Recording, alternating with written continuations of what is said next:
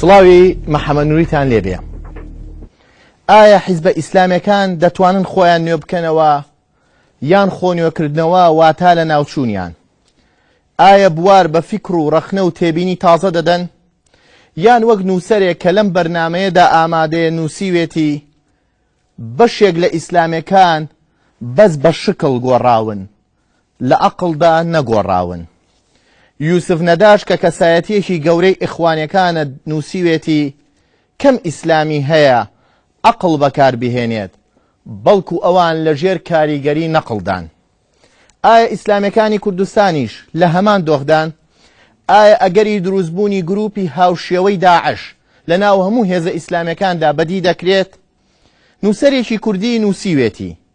ئەگەر ویست کۆڵنجی یەکگرتووی ئیسلامی بگریت یەک گوشە لەسەر مورسی بڵێ ئێدی خۆت بگرە بۆ هێرش و پلار و تەشیر. هەمان نووسەر نووسیوێتەوە ئەگەر داعش دژی دینە ئەی بۆ برایانی کۆمەڵ و یەکگرتوو ناڕژێنە سەر شەقامەکان، ئەی بۆ کە لە میسر خەڵک دەکوژرا لێرە خۆ پیشاندانیان دەکرد. توێژەرێکی ئیسلامیش کە ئەویش لەم بەرنامەیەدا ئامادەیە نووسیوێتی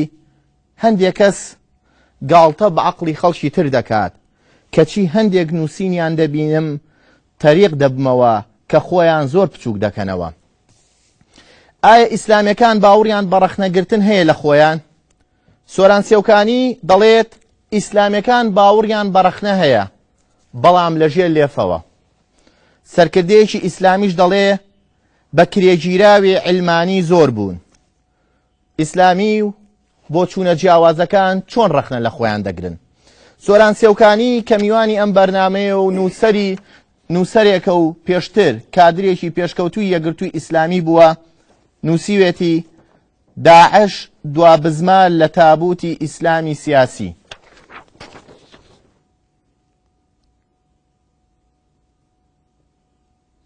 لە بەرامبەردا مامۆستا فاتح سەنگاوی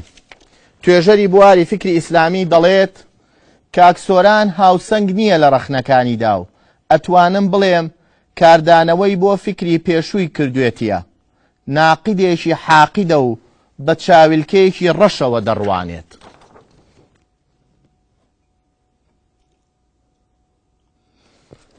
دیالۆژێکی گەرم لە نێوان مامۆستا سۆران سێوکانی نووسەر و توێژەری بواری فکری و ئیسلامی و هەروەها بەڕێز مامۆستا فاتح سەنگاوی توێژەری بواری فکری ئیسلامی سوپاسانەکەی. سەرەتا مامۆستا فاتح ئەگەر ئەو قسەیان لە بەڕێزت بکەم، هەموو ئەو ڕەخنانەی سۆران سێوکانی نووسەر گرتوێتی لە ئیسلامیەکان کە بەشێکی موت ئەمە وای کردووە تۆ تووڕەبیت و پێی بڵێ تۆ کەسێکی حاقیدی، بەڵام ئەوەڵێ من لوبی یاخود جەوهەری ئیسلامیەکانم باس کردووە. ئەم جوملەی تۆ لە چێوە ناقدێکی حاقیدە و بە چاویلکەیەکی ڕەشەوە دەڕوانێت؟ بەناوی خوای گەورە و میهرەبان، ئێمە زۆر کەس هەیە کە لە حرەکاتی ئیسلامی بگرە لە فکری ئیسلامی لە قەناعاتێکی ئیسلامی پێشوو وازی هێناوە و ڕەخنەش دەگرێ و بەردەوامیشە لە ڕەخنەگرتن. باش ئەگە دوور نەڕۆین هەر لە کوردستانی خۆمان چەندین کەسایەتیمان هەیە هەر یەکەی بە شێوازێک ئێستا ڕەخنەگرێ یا کارێکی تر ئەکا، بەڵام بۆ ئێمە لە ناو ئەوانە ئاماژە بە کەسێک دەکەین ئەوانیش ڕەخنە دەگرن. ئێمە متابعی با بڵین نووسینەکانی ئەو برابەرەزەمان کردو کە زیاتر لە فەیسبووکایە و مەبەستی سۆران سێوکانی بەرامبەرکە. بەڵێ مەبەستم کاک سۆران سێوکانیە. باش من لەو کەسانم کە درەنگ بەڕاستی دێمە جواب لەسەر شتێک کە تا هەموو لایەکی نەخوێنمەوە کە ئەو کەسە نووسینەکەی بیر و بۆچوونەکەی تەواو بێویژدانی تێدایە، تەواو هەستەکەی لە عیلمیەت و زانستی و ئەکادیمی بوون دوور کەوتوەتەوە، زۆر ناچمە ناو باس و خواست لەگەڵ یاوە قسەی لەگەڵ ناکەم. من کاک سۆران وازانم یەک دوو جار کەوتینە گفتوگۆ، بەڵام وازانم لە کاتێکە گەیشتم بەو قەناعەتەی کە هەستم کرد ئەوەی کە پێوتێ ئەکادیمی بوون، ئەوەی پێوتێ زانستی بوون، ئەوەی پێوتێ توێژینەوە نییە لە فکری ئەم بەڕێزەدا، بەڵکو زیاتر کۆمەڵە چەندێ ڕێکی کەمە یا چەندێ ڕێکە و ئەوەی کە پێڵێ حاقیت ینی تەمان دوای ئەو نووسینانەی کە نووسی تۆ ماستەرەکە و لەسەر معجمی مصطلحاتی فکری ئیسلامی معاصرە وشەی حاقیت وشەیەکە پڕ بە پێستی سۆران سێوکانیە لەم کاتەیە لە نووسینەکانیان ڕقاویە، ینی بەمانای ئەوەی ئەو نووسینانەی کە ئەوەی نووسی ئەو قسانەی ئەو ئێکە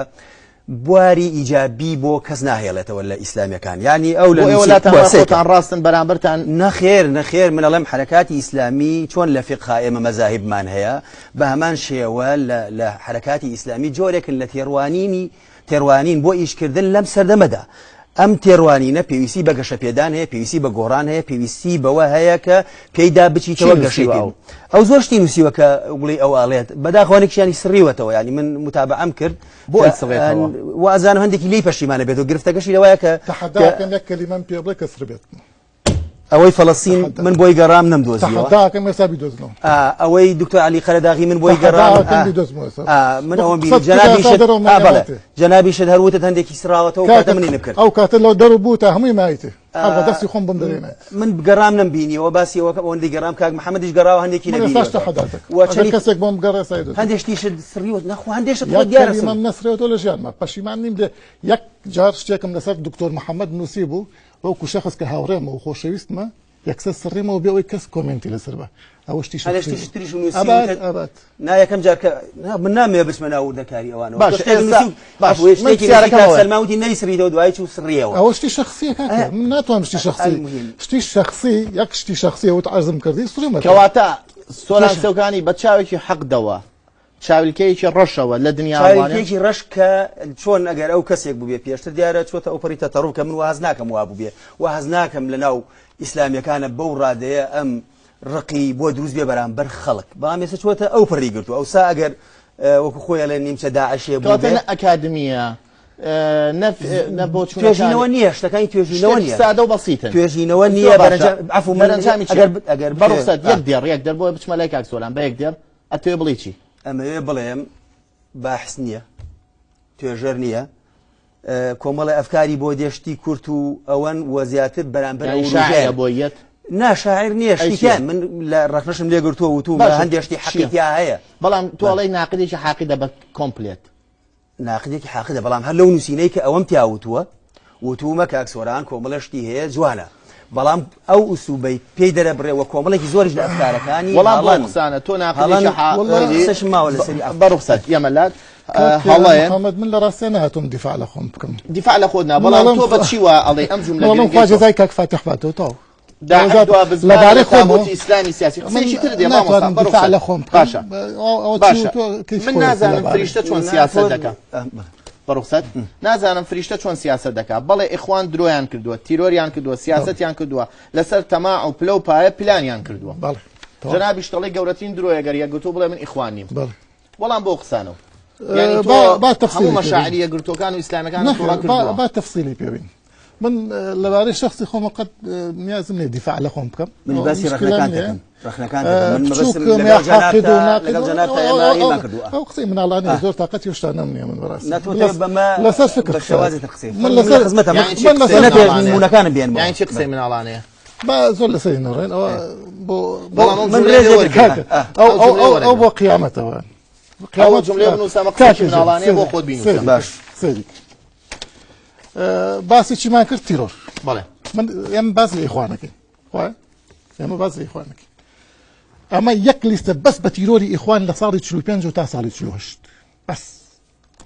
لە کتێبی نەجم الدعاة حسن البنا كإخوان إخوان نسويتي توفيق العلوان الإخوان المسلمون أحداث صنعت تاريخ كإخوان إخوان نسويانا من قتل حسن البنا دكتور محمد محسن كار أيش الإخوان سيدك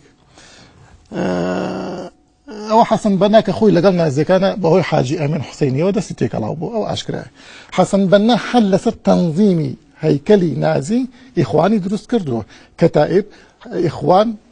حزب نية جروبيجي دعوية جروبيجي عسكري انقلابية هر أين شد كتائب جنديات تنانت تنظيمي خاص كدروس كردوه عينا جوستابو بوليسي سري نازي هتلر كشافة عينا هتلر وموسوليني كشافة ديدواني كواشكرا ورسم مكان يعني حسن بنا هر خوشي بجري كشافة أو رسمين كرتو جري عسكري يعني أما وازلي بينا اعتراف إمام بنا خوي تجميع سلاحيان كردوه لصحراي مصر بور روجي التنغانا بقصي خوي وبن صنش عليه لكتابي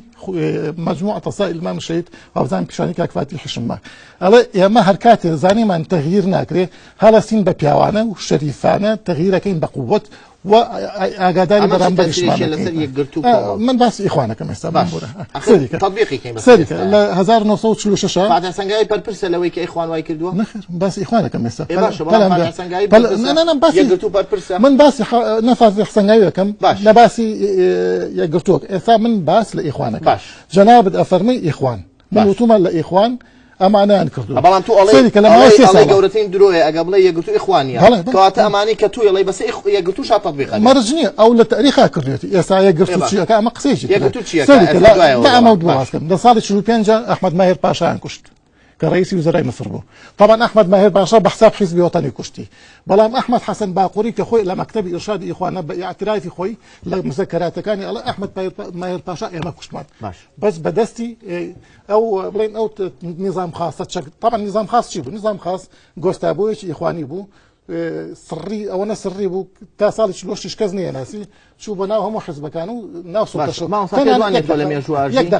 يقدق اخر جناب باس اخوانك نقراشي باشاش كوش دواي سي حفته شكوشتي عريف يجي خوي حمايه بو دواي سي حفته اعترافك كاول تنظيمي خاصه ناو همش شيء ناو نظامي خاص شابو يعني احمد ماهر باشا ان جاء تقكدن لو رئيسي برلمان ان جاء السلطان مالي محمد حسين هيكل باشا سبق كي بيقرتو تو لم يجوا ماشي بس اخوانك اخ ما مصاجان اما هيك رون كده كده بلا هم سيكا من رون كنوم هي لسرويه كم جاري من لو كسانم كبراسي أمي إنسان عادل بيلخص كالدنيا يسا أو ولاد أو شنو كوشتن بو شنو برين بو وقتو ميجوية كبلام ميجوا بجوار جورا كان بيوندي هيا با دواي خويا وبلام يمنا بلو ميجوا بجين ترى لو كسيك أو يلي أحمد ماهر باشا بمحكمة دركود أو كسيك كوشتويتي ناوي محمود العيسوية وتويتي من شباب حزبي وطني مدواي لبيرسل حزبي فتاة بوم رئيسي حزبك هاتو تجواب وتويتي أما شخصي إما يو قلي كردو لمحكمة حسن بنان لسر ودانا وأقل باسي ميجوكا سيكا ما بس ما ويا أو دقيق نية نقراشي وان كشتوانا نقراشي من دانا نبوا نقراشي زين بو كشتوانا شو دقيق نية كان سوران باشا جرفتك من ويا كان سوران يقروا خلينيتوا يقروا ما خلينا برو رسر وكايتر ما مصاب سوران كاي بروك سر تيرور لو كان سمان زور باشا اما لسم يجوناجي من او جمله خوت باشا ما مصاجين او جمله خوتم بو بلي گەورەترین درۆ یەکگرتو ئیخوانیە شتێک بڵێ لەسەر ئیخوان کە بە دڵیان نەبێت ئێدی خۆت بگرە بۆ پلار و تەشیر و هێرشکردن ئەمە قسەی خۆتە یەک مەجموعە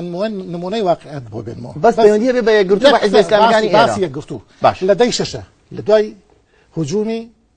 داعش بۆ سەر مووسڵ دوو کەلیمە دووشت نووسی لە یەک ڕۆژە لە وڵاتەش نەبووم لە شوێنێکی تر بوو هەر لە غوربەتە دەردەکەم نووسیم ئەگەر سیسی ئەگەر ئینقلابی میسر نەبووە سیسی انقلابي نكره اسام مصر العراق وسوريا خرابتر بو او قسم نسي بابلين غلط هذا الشيء ديان بلا صدام جنيهم بهات وسر قسي باش لا شيء طبعا يقرتو دواي او هرب بو ما بس تجي خوم نسين بيج مرقا اولين كدرقتي داعش بن باور اكي يقسى يك كومنت يكشتم للان يك اسلاميونات دمشق تشوشتي واضيت ما بس تشي ما بس مو امان كردنين اخوانا بو إخوان صدام جنيهم بوهتو يقرتو كوماليش بس يقرتوها كم سيدك أما يك دو لم رجعنا رسمي شي حسن بنان بلاو كردو لقل كتشي بتشي خويا دوان كتشكي سربوش بسرونيا أو أنا من السيو حسن بنان لقل خزانك أو يصير كتشكي سربوش بسرونيا أم قصير شي تياي ديان جنيهم بهتو أو فرمون بيك دور باشا إيه ولا سرفيا بوسا شي ما مودر شي ما مودر أمرش تيكم نوسي هنا كان إخوان او مثلا كشتني نقراشي باشا او انا كاخوان تيروريزم الان تيروريزم اما اشتكاني انا ديسان دان جني ترمباتو كوات داعش لنا هم اخوانك هاي لنا هم حزب اخواني هاي اخوان داعش زولني لم دنيا داعش دوار والله اسلامي سياسيه ودوار بزمارش الاسلامي السياسي شنو داعش اسلامي سياسي بمجسمي بود الخصين امريكي هو ثاني خلافه ثاني او خلافه تطبيق الشريعه الثانيه وتطبيق الشريعه زور باشا المجتمع الاسلامي ثانيه جزئيه ثانيه لسر حسن بنا كان وصوت شلونو اگر بهلا نبو نصوت شلوهش كجراوه ايوا يك دنيا قصتان بما مصا سوران وتوا بلام كالي بيج مرقه درقتي داعجنايا يعني ايوا كردين ايوا اخوان ئەوە قسەکەی ماوەسا سۆران ئەوە نمونەیەکی واقعی بۆ خۆم کە جناب ئەجیناش سەری کەلابانەی پەیڕۆ پرۆگرامی ئیخوان و ئەوەی کە کردویان و ئەوەی کە خۆم ئیخوان بووم کاکە من یەک متابعە طبعا متابعی لە بیدات و متابعی شتەکانی کاک سۆرانم کردووە لەو کەسانە بووم چەند جارێکیش وگڵی کۆمنتم نووسیە لە بەنەجامی ئەو بێویژیانی کە بینیومە بەڕاستی وەگوتم ئەم بەڕێزە ئەو نووسینانەی کە ئینووسێ نووسینێک نییە وەگوتم هاوسەنگی تیا بێت بەردەوام گراسەنگیتیانێ بۆ ئەم کۆمنتە لە سەریە نووسن نا وەگوایە جنێو بدا بەس بە زمانێکی تر ینی قسەکانی ئەو جنێوە ئێستا جنێوم پێ لەبەر چای خۆمە نا من بە خۆتم وتو ئەم قسانە من لە ژیانمان جنێوم بە کەس ناو نەشم زانی و تا حەداشەکە من چەک جنێوەکەم بۆ بێنە لێک من ئەو قسەیە لە کۆڕەکەش بەسم عفو ئەوەی کە جەناب دەیڵێت تۆ ئێستا جەناب ئەوە جنێو نێت تۆڵێ زۆر بچووکیت وایەوە تۆ کاکە ئەوە بچووکە تەریقە بمەوە مامۆستا نووسین ئەنووسێت هەندێک نووسین ئەنووسێ عقلی خۆیان ناگۆڕنەوە بە ئێبن ڕۆشت دەمە خۆت نووسیتە مامۆستا عقلی خۆیان ناگۆڕنەوە بە ئێبن ڕۆشت بەڵام کە نووسینەکانیان نەبینەوە تەریقە بمەوە کە زۆر خۆیان بچووکە ئەوە باسی کاک سۆران نیە و لە ناو کاک سۆران نهاتوە تۆ سەیکە ئەوە مەبەستمەوە جیای کرد باسی من تۆ لێرە جنێوم پێ سەیکە نا کاک سۆران تۆ لێرە بە ئەوە باسی کەسیان ئەمە باسی کەسیتان نەگە بەڵام تۆ پێڵێ حاقیدا من ئەوە بەخۆی موتۆ لە دەرەوە من شخصێکت پێڵم سەیکە من یەک دوو قسەی کاکی سۆرانم بۆ و باسی ئەوە ناکەم کە ئەو بازنەوەکە قەدەغەکردنی سەلەفیەت بە دەستور وانە ئەزانم لەوەڵێ من نازیەت وان باسەوە ناکەین ئەزانم بە دەستور مەبەستمەوەی تۆ لەگەڵ حیوار و یعنی ئیخوان ئەسڵی نازیەتەوە چیە نە باسی ئەوە نییە شتێکی ترە بەس باوەڕی بەرامبەر نییە هیچ ئیسلامیەک لە ناوخی خوای باوەڕی بە من یەک دوو شت بۆ تۆ باوەڕی بە چی نییە باوەڕی بە بەرامبەری ئیلمانی و کاکە من قسەم نەکردو یەک دقیقه چملاڵە هیچ ئیسلامیەک نییە باوەڕی بە بەرامبەر هەبێ ئەی باشە دروستمی دیموکراسی لە سرەی من عفو ئەو نەسەی سەعید حەوا دوای سەعید حەوا دوور و درێژ ئەزانم لە کێ دەری کردووە ئەو ئەلەسی یەک جیاوازی مەبدەئی لە نێوان خۆتان و داعشم پێ بڵێن بە ئێمەش دڵمان خۆش بێت کە ئێوە هەمووتان داعشی خەوتونین مەفهومەکەی وە یانی ئێوە داعشن ئەیڵێ خۆشی ئێوە داعشن باش طبعا داعش و ئێمە و ئیسلامی بەڵێ منیش پێتە لەم وانە جواب بەرەوە بەڵێ جوابم بەرەوە بەڵێ وانە بە مەفهوم تێگەیشتنی ئێمە بۆ دەق تێگەیشتنی ممارەسەی ئێمە لە حیاتە ئەو چەندین ساڵی کە بەڕێمان کردووە بەڵام مجسمی داعش مجسمی ئیسلامی ئەو ئیخوانەی کە ئەویش باسیەکە کە من وەگوتم لێرە نهاتم بۆ دیفاع لە ئیخوان چونکە من کەسێکم حتا بۆ یەکگرتوو وەک خاوەنی پرۆژەی ئیسلامی کە بە شێوازی خاوەنی پرۆژەی کرانەوەیە ئەزانم ئەخ دەکرانەوەی تیانە ئەم بەڕێزە کە باسی کراوەناوە بۆ منەکە جارە بەرامبەرەکانی وەک داعش خوێنێت ئەمە یەک دوایی ئەو هەموو ئیسلامی لە کوردستان ئەو خزمەتیان کردووە بە سەلبیات شێو کە هەیەە و بویانە و وەکار حرەکێکی سیاسی باریان کرد استقلالکردنی و مناڵ فەقیرانە بەزۆر لە شانیان بەسەرانە بەزۆر بۆە قورئان خوێنن بەزۆر بۆە تربیە ئیسلامی بدرێن ڕۆژانە ئەچوونە ماڵیان بەزۆر بەڵێ ئەگەر نان ئەدان سەیکە ئەڵێ بەڵام ئیسلامی سەیکە دۆستیان بۆ زیاد کردو چیان کرد دووشتیان زیاد کردووە ریشی درێژ و دەموچاوی مۆن و حیجابیش بە تایبەت پاش هاتنی خەڵکی هەڵەبجە و شارەزور بۆ شار بە کولتوری محافیزکاریانەوە یعنی ئەم ئیسلامیانە تەنها ریشی درێژ دەموچاوی مۆن حیجاب باشە ئیسلامی ئەوەی هێناوە لەم کۆمەلگا چی هێناوە چیتان هێناوە ئێمە ئەگەر باسی حرەکاتی ئیسلامی بە عامەکەی حرەکاتێکی ئیسلامی کاتێک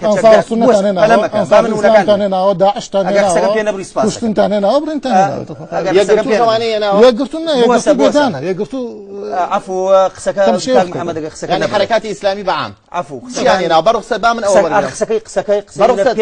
زۆر باشە مامۆستاجان حرەکاتی ئیسلامی چیانێنا ئەوڵێ سێشتی وتووە بۆ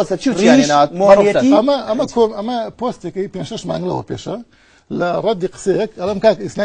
باسی هەیەوت کاک ئیسلامی نەیانتوانێت شتێکی جوان دەن بە خەڵک ئیسلامی بەگشتی مەسەن کابراانی ڕشێکی هێشتۆتەوە دەموچاوێکی مۆنەکە قسێ مەسەن قسەیەکی لەگەڵاکەی بە جنێ و جواب بداتەوە ئیستیعلایەکی وەکو حەسرت کردووە حەسر کردوڵێ پێشتەی هەیە باشە قسەی خۆم جواب بدێمە ئیستیعلایەکی بەحساب ئیستیعلای ئیمانیە سەیکەم ئەگەر باسی مامۆستا بە شەرمنانە دیفاعەکەی مامۆستاجان تۆ کادرێکی یەکگرتوو بوویت یەکگرتوو مێسەش خاوەنی ئێستا خوێندکاری دکتۆرای لە فکری ئیسلامیدا یعنی ئەمانە بۆ شەر ئەوەڵێ کە ئەڵێ حرەکاتی ئیسلامی چیان هێناوەی چیان نێناوە ئەڵێ ئیخوان لە ئەسڵا لەسەر شێوەی نازیەت دروست بوون ئەڵێ داعش دوا سوورە و دوا مجەسەمی دوا بزمارە لە تابوت ئیسلامی. ئەگەر مەجالم بیسێکە یەکەم جارێ لە کوردستان دەست پێ دوایش ئیخوانەکەم لە بیر نەچێت چونکە من ئەو زۆر مولع بە ئیخوان کە ئێمە لە سلێمانی یابین و لە لەسەر ئیخوانە نەتکردو جارێش لە بیدایەتیش عنوانەکە ثابت نەبووە عفو. ئەگەر باسی حرەکاتی ئیسلامی چەکدارکەی لەو کاتێک کە دروست بوونە بەشدار بوونە لە دیفاعکردن و بەرگریکردن لەم کوردستانە لە ڕاپەڕینا کامە ئەو دیفاعیان چیە پێم بڵێ یەک عملی لەم ڕۆژانەی ئەوم نووسی بۆ ئەم بەرنامەژ نووسیم دیسی وەیلی بخوێنەوە باسی هەموو عملیاتەکانی تایە هەمووی بە مێژووە نووسیوە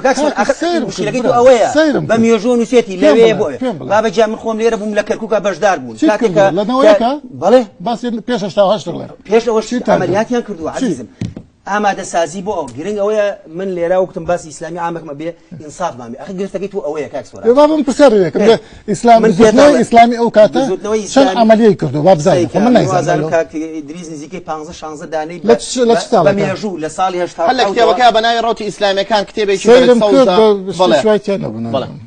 من پێتەڵم بە مێژوو بە شەڕ بە بریندارکردن باشە تۆ دوسێکمان پێ بڵێ لەوانە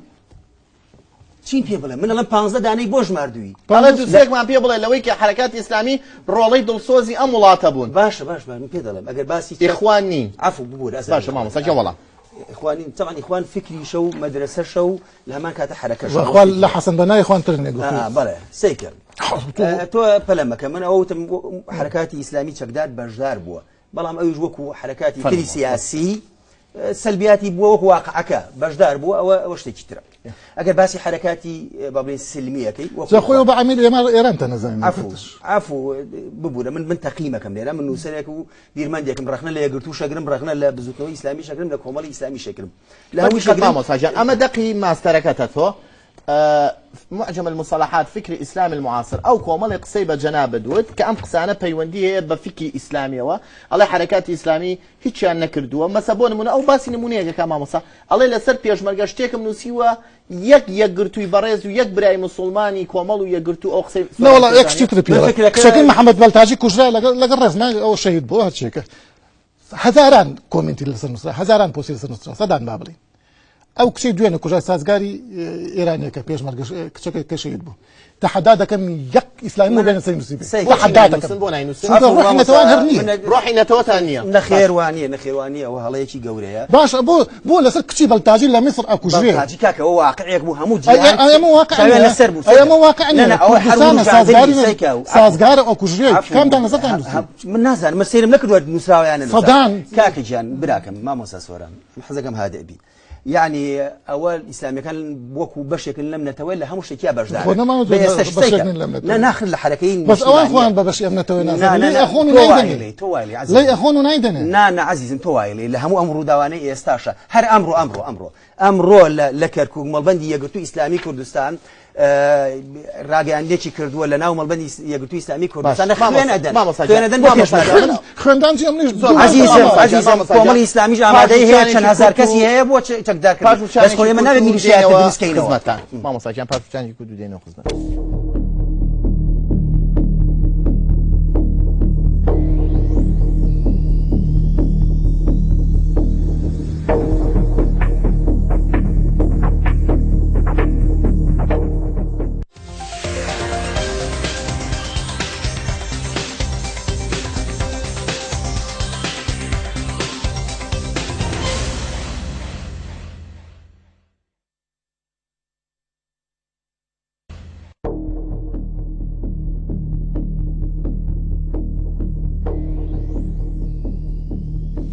دوباره صلاة على النبي ما مصا فاتح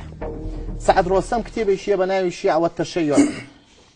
كتابه كي باسي وكالي اختلاف نيوان إسلامي وحركات إسلامي واختلاف نيوان همو فكر إسلامي لدواي مردني بيغمر دوردي خواي لسربي اختلاف في سياسي بو وتايبتها لكاتي بخاك سفاردنيا كسيق قسم سيف في رغجابون ورقتني خلافه ورقتني منصب لخلافته بسيارك ويا الله للدواء أو هيش اختلافي فكري لنيوان إسلامانية هندي اختلاف كان سياسي وبلام بفكر مطعم كراوة ئەم قسەیە چەند ڕاستە؟ بەڵێ من طبعا هەر بدين مطعم بەدین متعام کراوە. بەڵێ طبعا من پێم خۆشە ئێمە لەسەر فکر زیاتر قسە بکەین دەچین ناو شخص وانەوە چەنە ئێمە ئوسلوبی خەڵکەکانی هەڵە سنجێنین بەڕاست خود بشخص دەست فكر نەبەوە شتێک بۆ هەڵی بژاردووە و وتی تۆ توتوم بڵێ بەهر حاڵ طبعا لە مێژووی ئیسلامی ئەگەر لە سەرەتاوە سەیری بکەیت طبعا بیئە ژینگە کاریگەری خۆی هەیە اختلافەکان لە مێژووی ئیسلامە هەندێکی پەیوەست بووە بە ژینگەی کۆمەڵایەتی و ئەو واقع اجتماعی کە هەبووە هەندێکی پەیوەست بووە بە خلافی سیاسی خلافە سیاسیەکان هەندێکی سەری کێشاوە بۆ جیاوازی عەقیدە و بیر و باوەڕ یعنی لەسەرتاوە سیاسی بۆ دوای بووە بە عەقیدە هەندێکی فکریە بۆ نمونە معتەزیلە پەیوەستە بە فکرەوە وەڵامدانەوە هەموو دوجار ناچنەوە سەر ئەو کانی یاخود ئەو ڕووبارە سەرکیەی کە خلافی ئەساسی خلافی سیاسیە يعني فكرتان جاتو سر خلاف عندي جار تيكلا بنما اگر قصه سلام ما زوره خيال خلاف معنيه سياسيه هي فكريه فكره بو سياسه نبوه هندي جار وقت سياسه بو دواي بو بفكر باشا سياسه بو دواي بو بعقائد فكريه ونبوه ديني شي سياسي تسيس كرابيا سيكا او ننا اگر باسي مساله سياسه كي الاسلام يعني رندانه وكان سياسه كي الاسلام هل سدمي پیغمبري خو صلى الله عليه وسلم ممارسه سياستي كدو پیغمبري صلى الله عليه وسلم اصحابي پیغمبري خو يكم كس كهلا بجيرن ابو بكر الله وليت عليكم ولست بخيركم فإن أسأت فقوموني أبو بكر بغدادي شوي من يعني جاوزيني وان أبو بكر بغدادي وأبو بكر صديقني نعم حسا كما هو لا سروا نا أول سبيب أو برازي بوي بزالي أبو بكر بغدادي أنتم ليه براز يعني أبو بكر بغدادي كاكسورا بريزة يوجريش إسلامي وخنكاري ما سري لبواري إخوانا فكري إسلامي وكادريشي بيشكوتوية قرتو بوي تا 1900 نو أبو بكر بغدادي وأبو بكر الصديق فرق يعني شو الفرق يعني؟ وكو شخص لا وكو شخص لا والله وكو فكرة وكو شخص فرق يعني أو تعرف أبو بكر دولتين وكو شخص فرق يعني زور أبو بكر الصديق لشو أبو بكر بغدادي لشو من ألم قصة شتي كنا بيوري شتنبري شت بيم بلا لها سيرك بيم لا همون ميجو إسلامية برهمم بري لفتوحات وكشتن زياتر بيم لخوين رشتن زياتر لقر رزمة هلا حروب الردة وهتاك واخر حضارتي كم بري لسردمي خلفاء راشدين لسردم مكاني ترى شتيكم برك يا ما يعني بيوجدانين يا بنعمر فارابي ابن رشد ابن سينا ابن خلدون يعني ما بيوجدانين يا بنعمر معنا با قصك زرتوا بلام انا لسر حضارتي اسلامي حساب نين شونك بشاهتي كاك فاتح خوي همو علماء اسلام اوانا تكفير كردو غزالي ابن تيميه ابن فلان اباء فلان هم اباء ابن كان فارابي وابن سينا وفلان وفي سار يعني حضارة يقصش ما وتخاز احمد النبي امانش براستي ابي حقيقتك بلين هيش فيلسوفي عرب او يبقى عربي نسويتك هيش عن عربنين شتي خوانيه همو ترجمي ارسطو افلاطون وسقراط يعني حضاره اسلامي حضاره ترجمه كان الشيء يعني برا لخيون وبرا لكشنو فتوحات او اشكره عفو جاري عنده مشكله كي من العراق اوي كوات الركي 11 ركي ديجي بو رازايت وانا خوي قرفتي عفو سيكا قرفتي او برزو زوج المناقشه كان شاويه ليكاتا يكو شفت فريده ناو على حضاره اسلاميه حضاره خيرواني بشايدي فكري بها حضاره شتنبري مال شاتي سيكا شتنبري شو ليش تقي بيبلا سيكا بوسه شتنبري فلان مثلا فلان اكتشافي علمي فلان اكتشافي فلسفي فلان وني اهونبري مال فلان ابن هيثم سيدوزيو يعني هذا سيدوزيو تو ايه باشا دواء سينا ابن سينا ابن سينا فيلسوف سيري تي بيني لا طب ايه باشا يقدق جابريك وريحيان جابريك وريحيان تي بيني انا شتي بسيط بيان بلا نتيجه اوروبا هاتن بو بغداد شي بو هاتن بغداد كل كاك وانا قسم من الله يعني قسم من الله نتي مسترسكه او شان حقنيه بيلي كاش مقام توني بوبولا من مسترسكه من الله كان اخواننا ادو بو بغداد بو وي بخير لا اندلس تشيكرا سيرك اندلسني مسيحي كان مسيحيين مسلمان اللي بو سيكرا عفوا مجال بري بو يخسو كما ابن سينا واشتكى طبعا عفوا كالتوري اسلامي على كالتوري قبل لا كينو سربرينو يعني والله مثل اول اوانا من بدري جاي بدري جاي مشي او كساني كابن كان بون وكسي اباقران لتاريخه ئەڵێ ڕەت کراونەوە كافر بوو بەکافر عفو هەر بەکافریش ببوورە جارە من یەک شتێکە پێ بڵێم لەو کەسانە نیم کە هەڵەی مێژووی مسلمانان بڵێم وەڵایی تەبریری بۆ بێنەوە بەڵێ لە مێژووی ئیسلامیە مێژوویەکە ڕەشایی زۆرتایە لاپەڕی سپیشی زۆرتایە خوێنی زۆرتایە ئەو شتانیتایە بۆ دیفاع لە کەس ناکەی چەندن زۆرن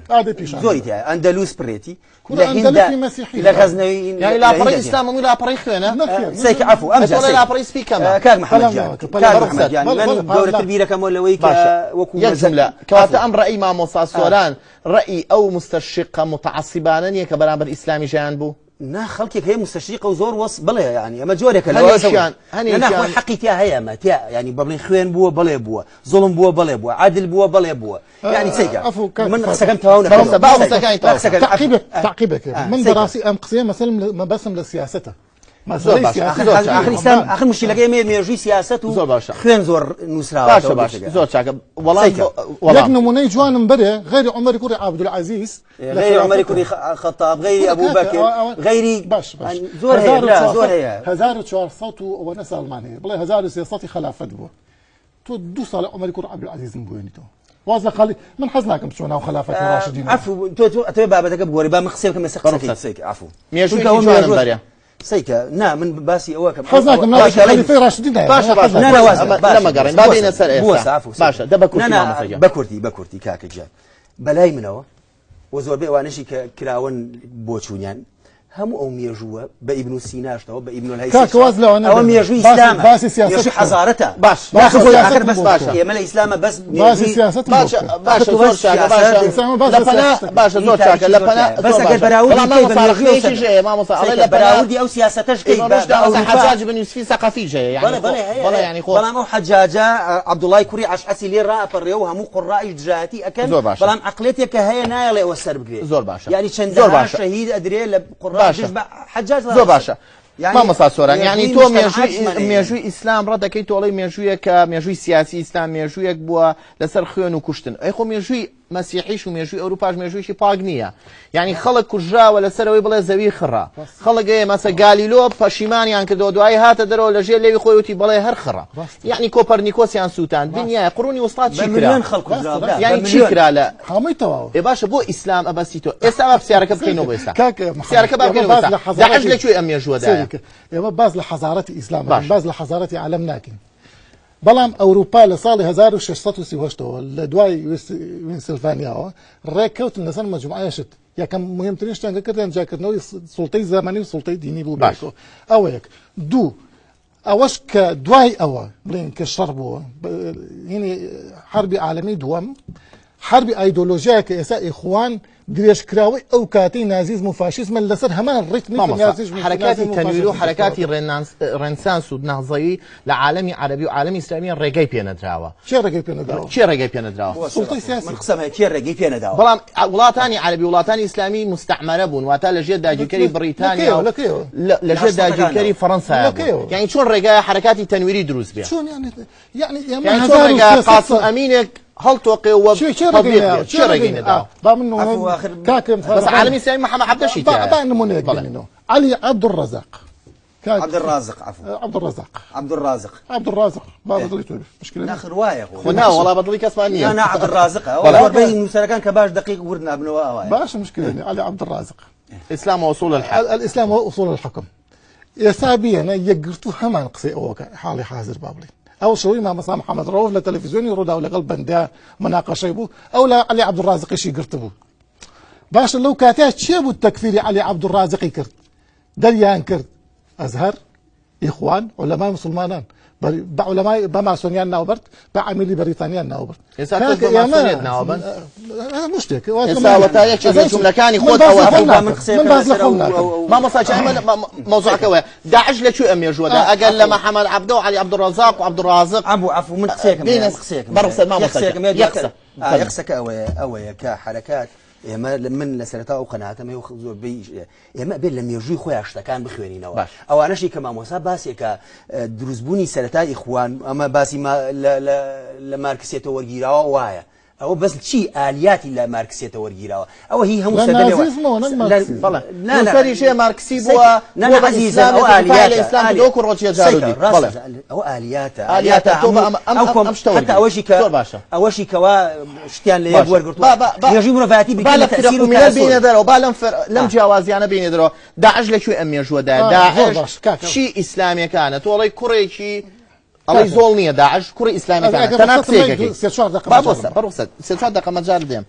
نووسینێکی خۆتە بۆ بخوێنمەوە ئەڵی بۆ برایانی کۆمەڵ و یەکگرتو ئەگەر داعش دژی دینە بۆ ناڕژێنە سەر شەقامەکان بۆ لە دانیماغ ڕسم دەکرێت لێرە خۆپیشاندانەکەن کاکە ڕسمی کاریکاتەری پێغەمبەر کراوە چۆن خۆپیشاندان ناکرێت لە میسر خەڵک دەکوژن لێرە خۆپیشاندان دەکەن ئەی بۆ لە ئاز داعشی بێدین قسە ناکەن بۆ داعش کوڕی خۆیانە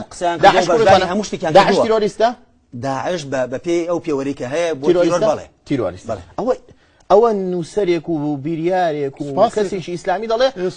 سپاسێکم بەڵام ئێمە دوو پێناسەشمان هەیە بۆی بزانین ئێمە لە ڕووی شەرعەوە ئەوە پێوتین تەشەدود تەطەڕف ئەمانە ئەو پێناسانەیە ئێمە بەس مستەڵەحی شەرعی بۆ شتەکان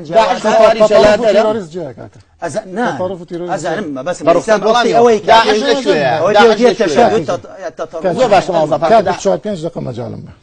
با بڵین ئەهدافەکانی داعش چییە؟ خود باسی یەک خلافەت بە ئیسلامکردنی کۆمەڵگە باش دوو دژایەتیکردنی ئەلمان و بە تەکفیرکردنی ئەلمانی و لیبرالی و ماسۆنی و چی وای کە خۆ باسیەکەن سێ تەطبیقی شەریعەت چوار جێرانەوەی خلافەت وایە مامۆستا فاتح ئەمانە ئەمە داواکەن بڵێ ئەم داوانە داوای چیترن ئەمانە داوای ئیخوان مسلمینە لە ئەوڵەوە هەتا ئێستا هەموو حیزبەکانی تر ئەم بەیەک دوو وەکو میکانیزم ئیخوان هەوڵیان داوە بە قووەت بێنە سەر دەسەڵات بەڵام نەیانتوانی ئینقلابی 52 ئیخوان کردیان وای انقلابی سودان اخوان کردیان بڵێ ئیخوان تیا بەشدار بوو نەخێر باش بڵێ بەشدار باشە بەشدار وەکو بەشێ لە مجتەمع قبولم نەخێر وەکو بەشە مجتەمع وەکو بەشێک لە مؤامرە کە خوان سلاحیان داناوە و لە كاك اخوان مسلمين احداث صنعت التاريخ لا من زعلم كاك من لو انا ني من كاري شتي بكم باشا انجز انجليز ولاتي داجي كردوا قرار انا قرينو بوميجو كاك انا قريتو بوميجو كاك قرار لما شوي شي لو في النبي بانا قرينو بوميجو خلاص كيف كذا كشمان باشا فرمو داعش لكوي يقولتوكم الله لكوي داعش من علم اوان ويسيان خلافات بيننا ولا ري قوته داعش جاي ولا ري قوته خلافات بلا ما شو انت ناو بروسي سياسي وهالبرنامج بشدارن وزيريان هي لبروسي ديمقراطيان اما غدلناك لا حزب اسلامي انا بس اخوان شو بهربا او زور باخوانه بس اخواني لا ميسا بس اخواني استيبوبك باشا ما مصاجان تو قسيك دي او تاعسك قوتا اسام متي جيش من فكرك او جيشو ما مصاجان باب برخصات ديش فرمو ما مصاق يمكن كانش دقابين مجالهم بي كانش قزوره ما قطعيه باشا فرمو كانش قزوره براسك فرمو ما مصاق اما اخوان اولا والله قولتين درو اويا بلي يقولوا اخواني كواتا ما بس يقولوا شاطر اخر كلام تبينوا وجه نظركم كذا إخوان نانتواني لري انقلاب ينكر أو جمال عبد الناصر اللي داجر كرنه هم يعني خص مرة ربع ميجو خلق ميجونا إيش بيتي بالقصة كان نانتواني لدواي درشون يعني لسجنه وكزانيا مستحيل بطوان لري عسكره إيش كان لري هنا إيش كان هات ممكن أمن تصالي هشتاو شوار نكسان إيمانا بالديمقراطية بوا نكسان إيمانا ب تكتيكا أما بو تمكينه ألا من بو تمكين أما كم إسلام كان شو هنا مصيبة دنجي خلق أو بطفال عسكر لا جام لك شوار دقة مجالا شوار دقة زور ما مصاب شواري رويش ما مصاب ديفرمو باشا دواي أويك إخوان نانتواني أوكن هات أنت شيان كرت مراجعة إخوان كرت قيشتنا أوي كأيما بقوة ناتوين بلان لقال أول شيء مصطفى مشهور باعترافي أبو الأولى ماضي جناب ديناسي رئيس حزبي وسط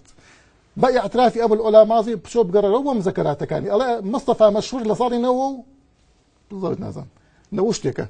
بيوتم يا ما للري انقلاب وحكم أجرينا دستو ختمة إليش ما عندنا جيشة هي أو أبو الأولى ماضي يسال في إخوان على سجنه باش ولا أبو إيرا ولا أبو إيرا كاس محامي أبو علانية ليرة كردستان بس لإخوانك تجبروا بمصر ده بإخوانك إيش ولا لفروك خاني سليماني ولا هو سليماني بس ما قالش إخوانك أخوي طيب أدرس بعفو حاجة أخدي دجا إخواني وأنا شو فيها شو تتوزع زول متأثر وبيان ساعة سري قلتوا مشكلة باش يقولتوكم الله شو أم البيان كلا سري يقولتوكم كاشمن مجال هنا سجل هنا سر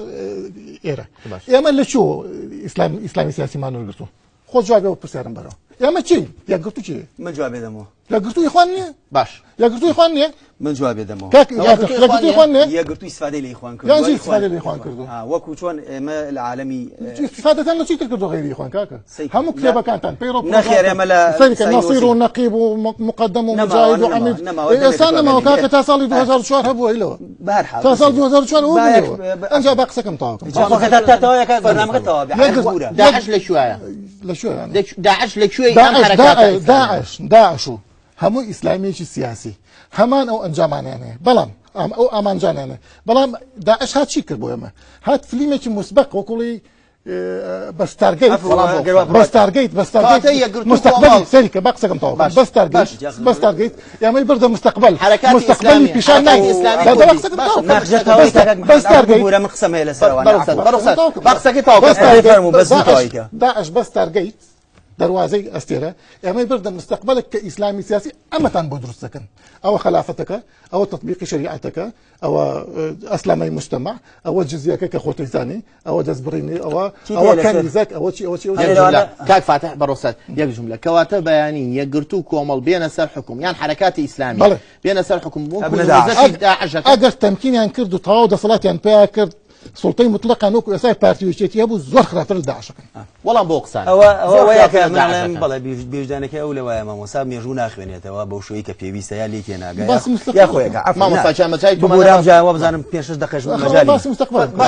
بلا سيكا ما خوي همش رودا وكان بالشويني خويا بخوانيته يا ما قال ميجوي هر أو إخوانك أو باسيك بخوانيته سر ويلا هر يك لو روداوانيك بو واقع إخوي إخوانيته بيناسو تفسيري خويه بس أوشتانا ناخوينيته كيروليان كردو عفوا بوس كيروليان كردو بهزاران ليك جراو ليس جن كراو عفوا هزاراني شي بله لصديمي بقول كم نبر عفوا من كيت نبري ما مصاج ما برنامج كنا ما ما وصف ما في نقل كم نبري باشا بوي من شخص كان يفهم كم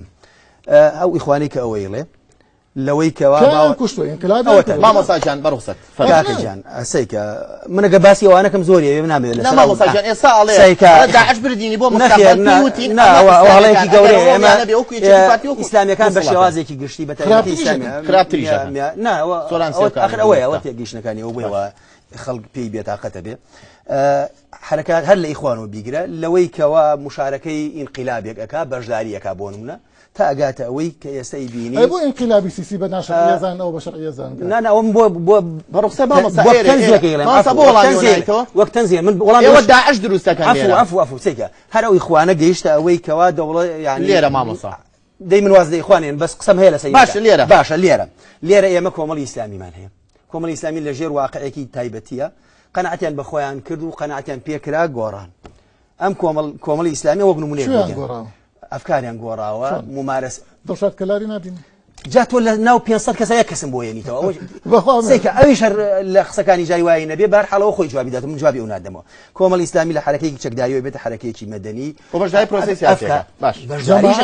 جماعة إسلامي جواب ولا سيكا جماعة إسلامي فكري قورا جماعة إسلامي أو باسيكا لا داعش بيوتين إسلامي كان بين سر حكم نخير إسلامي كان يما جيش بوي كوان لروي فكري شو بقوري أو ما وصل علي بابي ريك أي ود باسي برلمانك إيمان وكردستان إيمان وبرلمان بو ساعة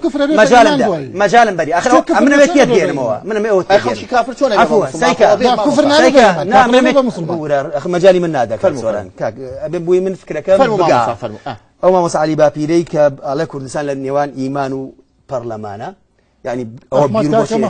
عفوا أجات أو إخوي بيت عندهم برلماني بغداد كواتا واقعية يو بارادوكس عفوا أو النخير أو جيانا لقى واقعة أو حوارة أو اللي نخير وقناعته برو تنظيري أو فكرة قياسة برز ما هو سالي بابي كي وقنو منيه هنا موجنا أوجه حركات تري إسلامي هل بدايته ولا لقى كاري مدني أبون أوجه لكل سنة بيله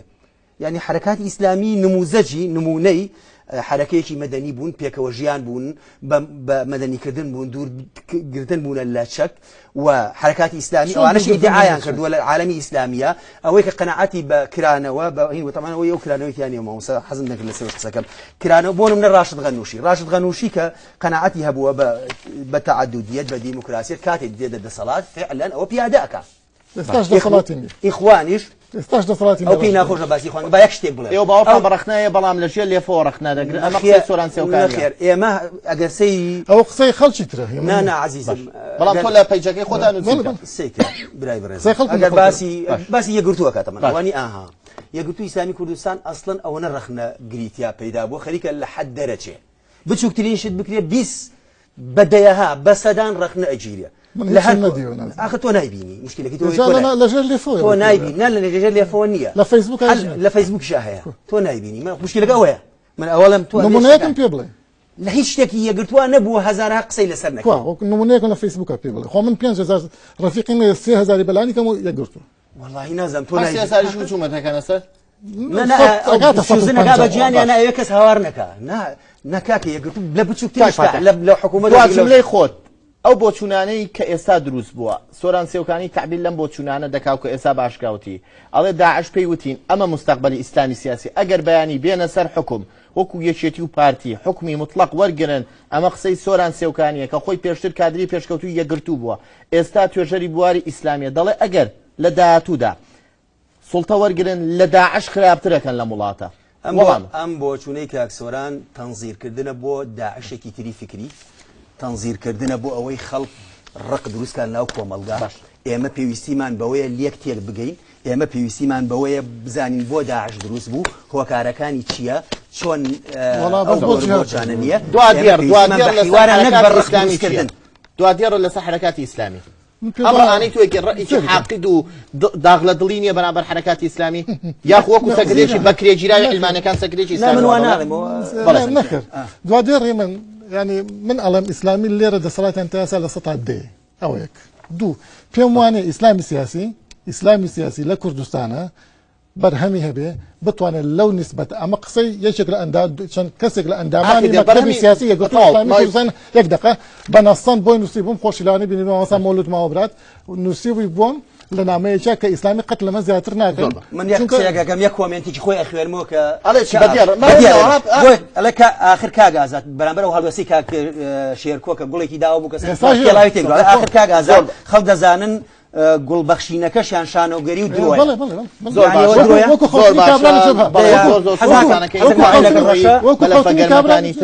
بخواتنا سبيري من حزك موعدك الرشا لا بيجي من يفتي بقين